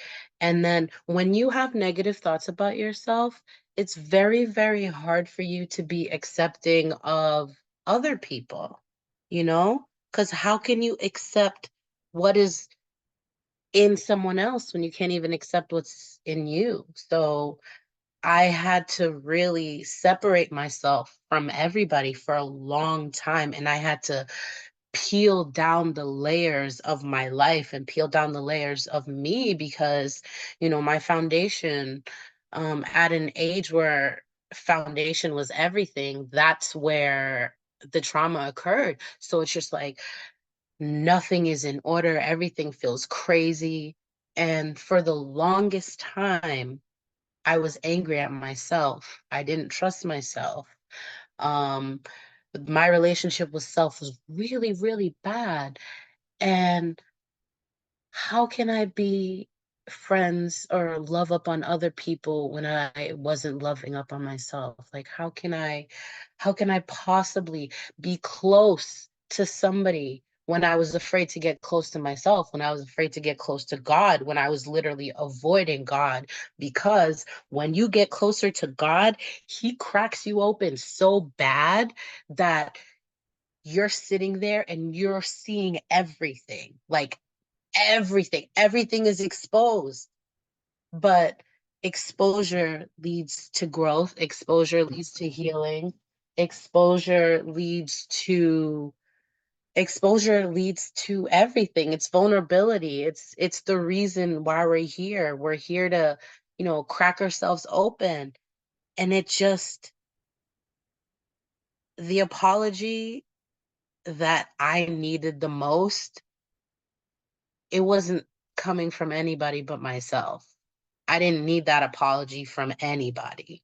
Nobody, I should have apologized to myself for the harsh things that I said to myself, because I would never repeat any of the harsh things to other people. So why was I thinking about it? Why was it coming out of my mouth to myself? That's not okay. You can't treat other people better than you treat yourself, despite what you went through, despite your trauma. Like, it's a slippery slope, and when you have distrust of self, you're not going to trust God at all. How do you love your neighbor like you love yourself if you don't even love yourself? How are you going to love your neighbor? You literally can't. So I I really had to break it down and really forgive myself and let myself know that I'm human. I make mistakes. Not every decision or every choice that I make is going to be the right one. But as long as I have God in my corner and as long as I seek counsel in Him, then my choices are going to get a lot better and a lot less traumatizing, because it'll be like, oh, this was supposed to happen. And, God is here with me, as opposed to what the heck was I doing? Like, I don't want those moments anymore. I don't want that. Oh my goodness. Now I gotta, go back in that cycle and forgive yourself. And so it's so much. And forgiveness is so important. And I didn't really realize it until this, apologizing, forgiveness. It's literally everything. It's everything. So thank you for this. Oh my goodness. Oh, my prayer buddy. Love you. Okay. I'm done now. Bye. Oh man. But honestly, first of all, Sunflower, thank you so much for your vulnerability. Thank you so much for sharing. Um, and just thank you so much for being just transparent, right? I'm sure a lot of us can relate. Like, we're always catering to other people, but when it comes to ourselves, we're the last, person to think about, right? Um, but I love what Clifton put in the chat. Like, love yourself like you love your neighbor, right? It's so important to just pour into yourself, because it's hard to do that for other people when, how you view yourself is less than, how you pour that onto other people. So everything you were saying, like, I absolutely agree with. I love you. I'm always praying for you. And yeah, like, it's a journey, it's the process. And if I honestly would say forgiving yourself is a big portion of that process, right? So yeah, thank you so much for sharing, Sunflower.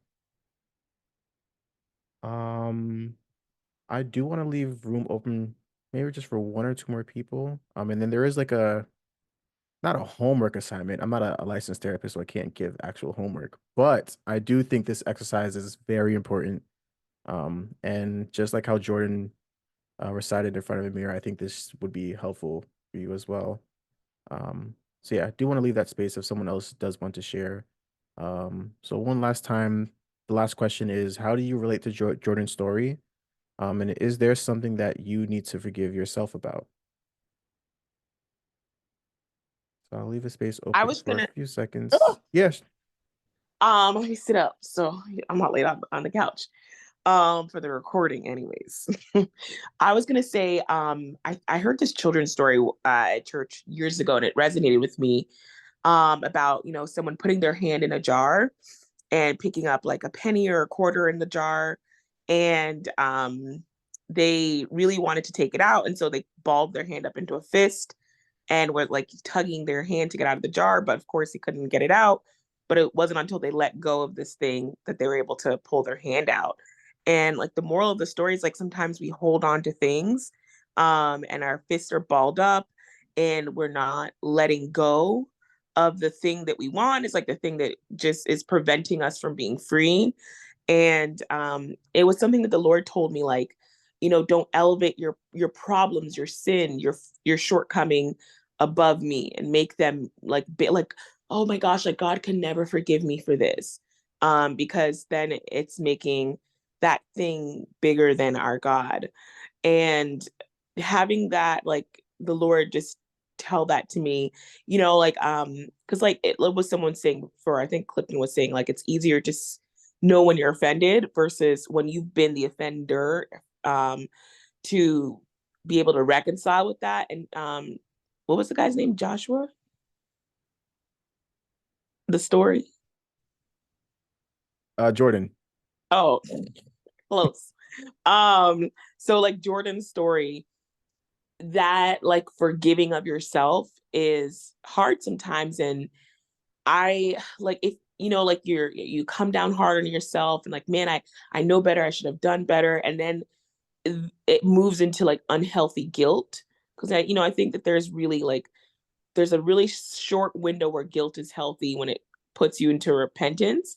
And then if you stay in there any longer, it becomes um it becomes toxic and demonic because you are trapped and you feel guilty, and the guilt drives and does everything, and then shame and sets in. So yeah, I love that he had this thought of like, man, I want to forgive myself, because God forgives us. And just like you read, like 1 John 1 verse 7, it's one thing that I have memorized: if we confess our sins.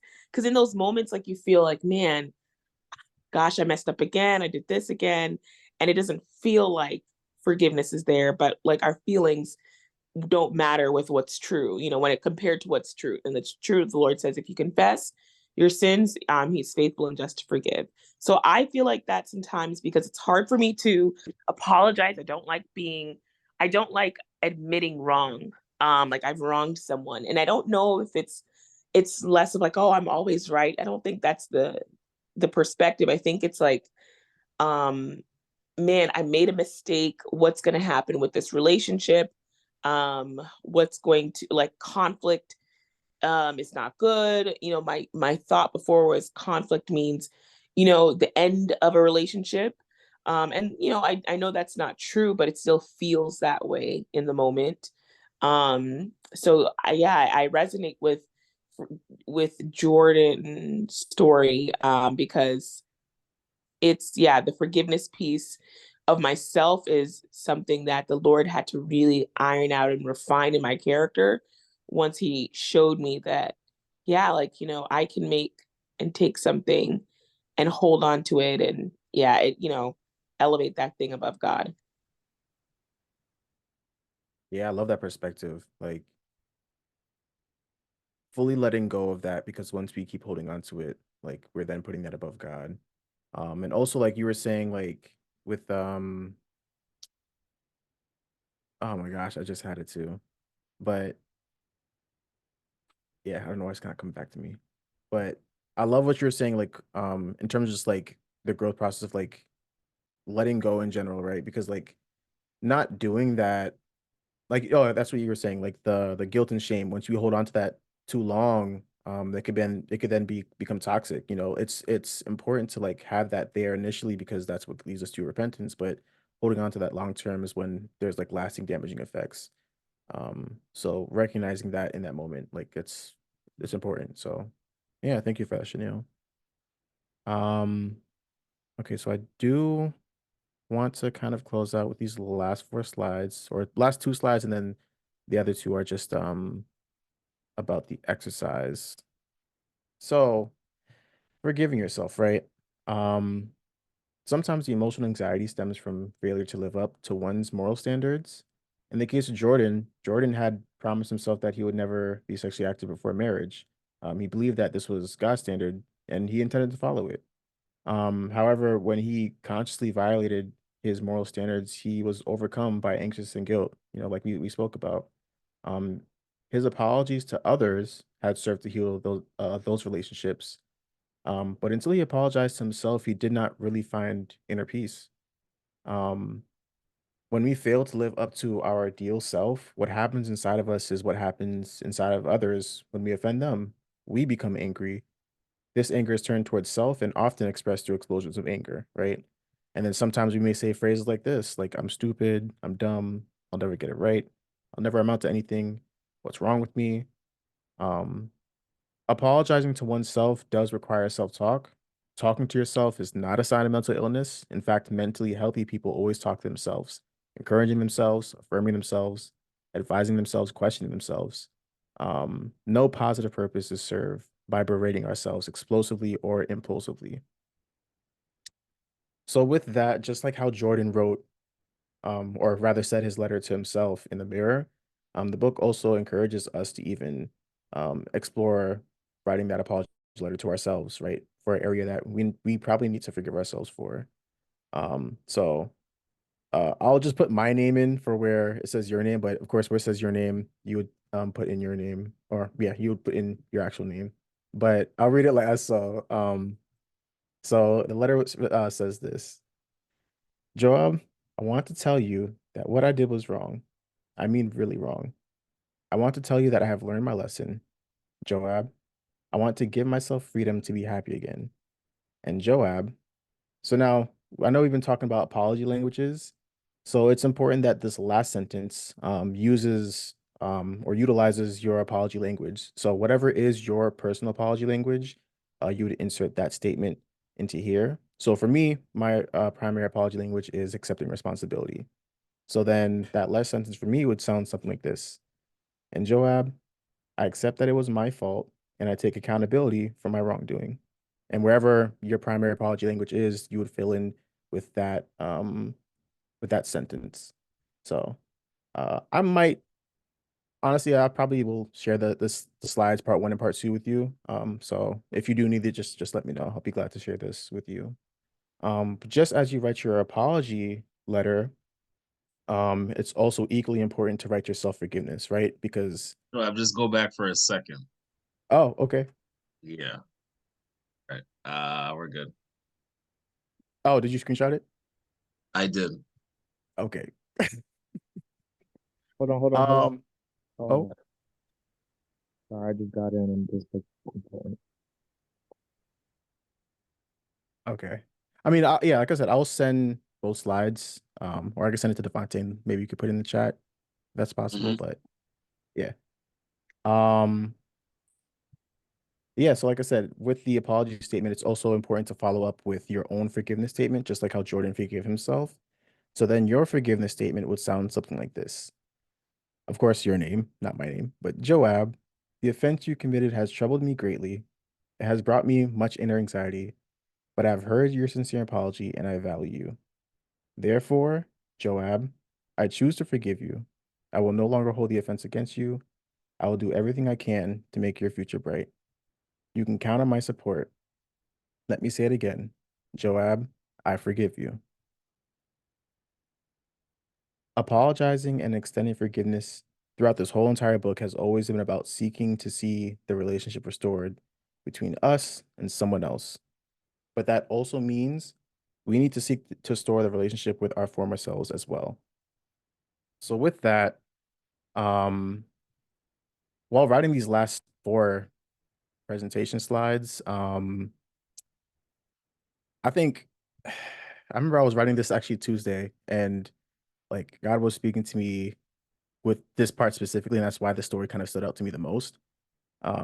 And he kind of reminded me, he was like, Job, like you actually did something similar to that as well. And I'm like, I did. And I'm like, oh yeah, you're right, I did. Um, I remember I was watching a sermon by Michael Todd called Forgiveness University, and he was talking about like just the overall message of forgiveness. And from that, I kind of like went into like the idea of like writing an apology.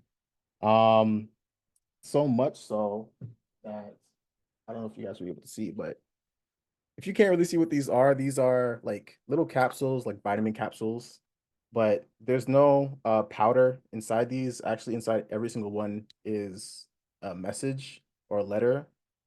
Um, each letter, or some of them, were letters that I wrote to um, people in my life that I needed to apologize to.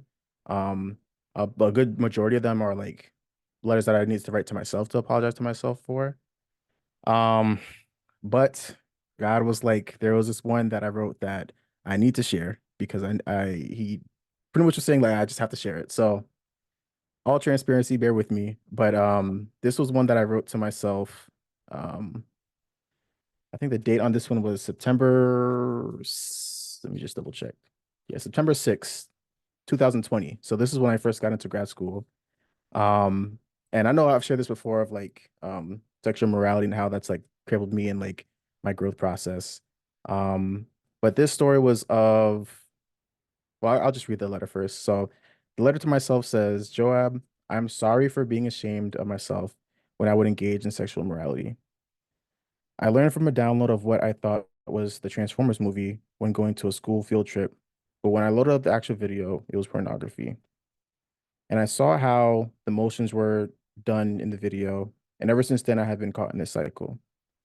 But I am not that person anymore. And Joab, I forgive you for watching that video in Jesus' name. It wasn't your fault. Um, so with the practical side of it, right? I think I remember when writing this, it didn't feel like I was doing anything. Like I was just going through the motions. I was just writing it down. Yes, I was emotional and probably teary-eyed. And the first times after writing it and reciting it, it didn't mean nothing, but keep reciting it to yourself and keep reciting it to yourself. Over time, you get to a point where you genuinely, like it said in the slides, like you want to seek to restore the relationship with your former self. And for me, I had to seek to restore the relationship with the little boy that exposed himself to that. He didn't want to, he didn't choose to, but he fell into that. And I've been like berating myself for that. So like that happened since I was in fifth grade. I'm in my PhD. So that had to be like over like 10 years ago. So I say that just to say like it's a process. It does take time. And like I said in part one, it doesn't make things easier. I'm sorry, it doesn't take away the pain. It doesn't um remove the trauma, but it does start that healing process. So yeah. With that, I do want to say a specific prayer just for just that forgiveness. Say a specific prayer for healing, but also like um being vulnerable with ourselves. And like even right now, I'm reminded of what Pastor Latoya said at the retreat, right? The antidote for shame or guilt is vulnerability.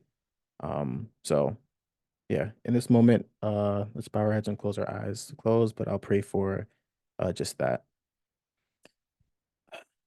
Dear kind of merciful Father, Lord, um, we thank you so much for creating this divine model, which is apologizing, this model of forgiveness, and what that actually means um, as Christians, what that means in our day-to-day lives. And before you have everyone who's on tonight in the service, and we each have different traumas, different emotional pains, different struggles, either with other people or even with ourselves. And I think the hardest part of being faced with that is the vulnerability, and being exposed, being raw, being open. And with that comes a lot of hurt, a lot of pain. There's a lot of um, hurt that we've experienced. And that could even stem all the way back from childhood, the hurt that we've experienced, and that affects us even in adulthood and as we are growing up. But we are thankful because we recognize that we can move forward in healing. We can move forward in growth. We can move forward acknowledging the hurt that happened, but not letting it control us in the same process. So I pray for everyone on this line, individually what they're going through, how hard it is to forgive, or even in moments of apologizing, or even in moments of doing it for themselves, God. You know where they are, and in areas that you need to meet them when it comes to apologizing and forgiveness. I just ask that you continue to allow us to grow in that journey, in that process, in that walk, and allow us to be kind to ourselves, Father God. Allow us to continue to pour into ourselves. And also, I just pray that you continue to remind us of how much you love us. We are your child at the end of the day. And because we are your child, we know we are loved. And I just ask that you continue to pour that to everyone on the BTM call tonight. So we thank you. We honor, we love you, we appreciate you. And we just thank you for the sacrifice of your son, for even letting us even get to this point to even be on this process of healing. So we thank you so much. In Jesus' name I do pray. Amen. Amen. Amen, amen. Just show Joab some love in the chat. Also, any emoji that you can even do right at this moment. Just show him all the love in the world for this amazing, amazing, amazing service that we just had. And not only part one, but also part two. And so, Joab, we just want to pour into you at this moment for you doing an incredible job. I always tell you, cool, calm, and collect. Yeah, look. Oh, wait a second. This is with Tammy? Come on. Look at my.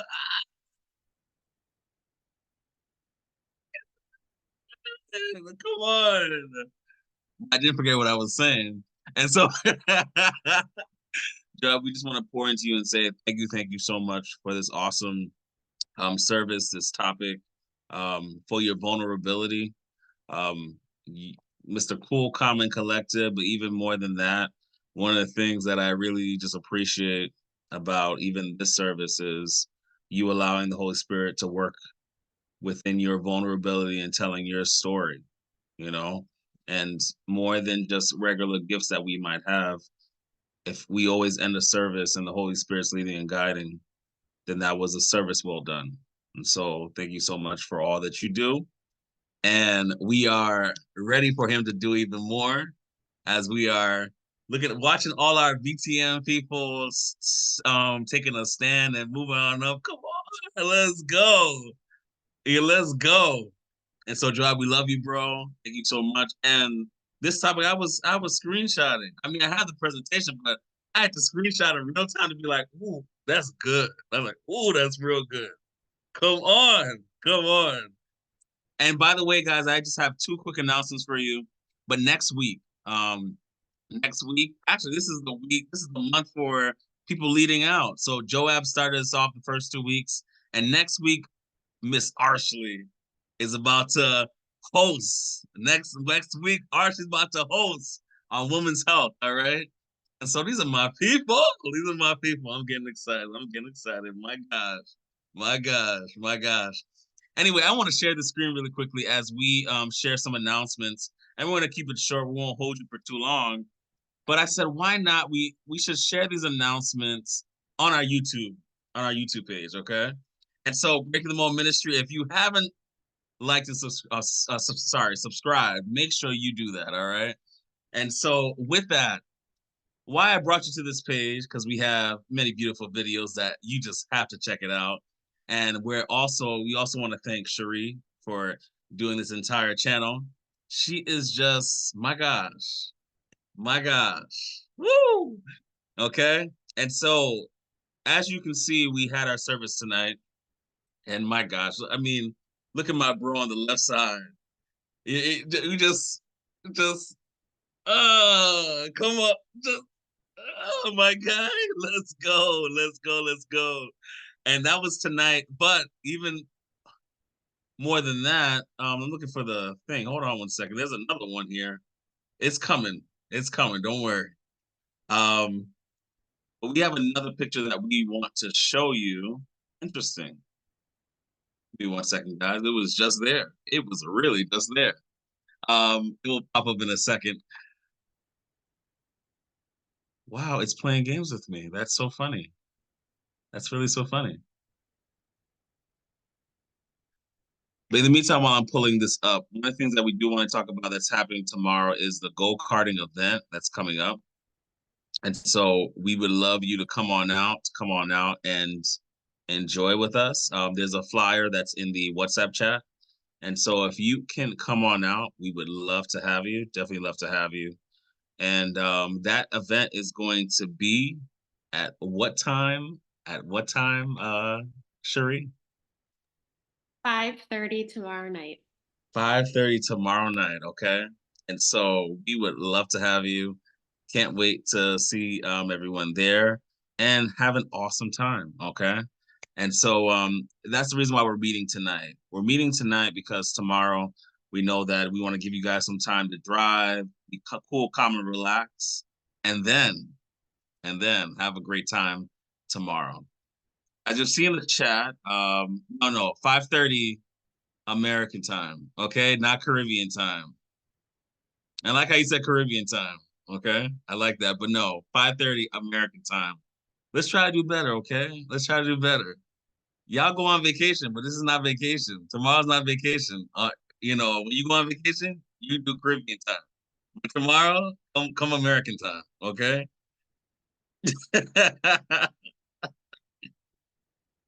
Awesome, please. And so with that, we are going to close out with our prayer, and then we'll stand up for a couple minutes for afterglow. So actually we did prayer already, so we're good. So let's start afterglow as we finish tonight with our service. All right, and so with that, I'm gonna toss this back over to Joab, but before I do this, just want to welcome everybody right now. Oh, Ruthie, you know I love you. Come on, Chanel, come do your thing. Come on. Sis Cherie, we here. Clifton, my guy, Clifton, do your thing. Sunflower, Natalie, love to see y'all. Good to see you. Colleen Miles, come on. I see you. Come on. CT, love to have you on. Good. I heard you. You're representing. Jason, my guy, good to see you. Tim, Alyssa, I'm a little dust right now because y'all are in New York and I'm not. We're gonna talk about that. Day, Ephraim, good to see you, bro. Nahimi, good to see you as well. Darian says, good to see you. Grace, Patrice, my Jamaican. Christy P, good to see you. All right. Ramble High School, but do your thing. Let's go. Anna, let's go. All right. Kat, Ashley, good to see you. The one and only. Vanessa, good to see you as well tonight. Christine, and I think I got everybody. And of course, Don. We're about to start our afterglow for a couple of minutes. We'll try to do it for a couple of minutes. But with that, I'm going to toss it over to Joab. Anybody, feel free. How's everybody doing? Let us know. We just want to know how the family's doing. And yes, I just want to say for those that have been praying for me,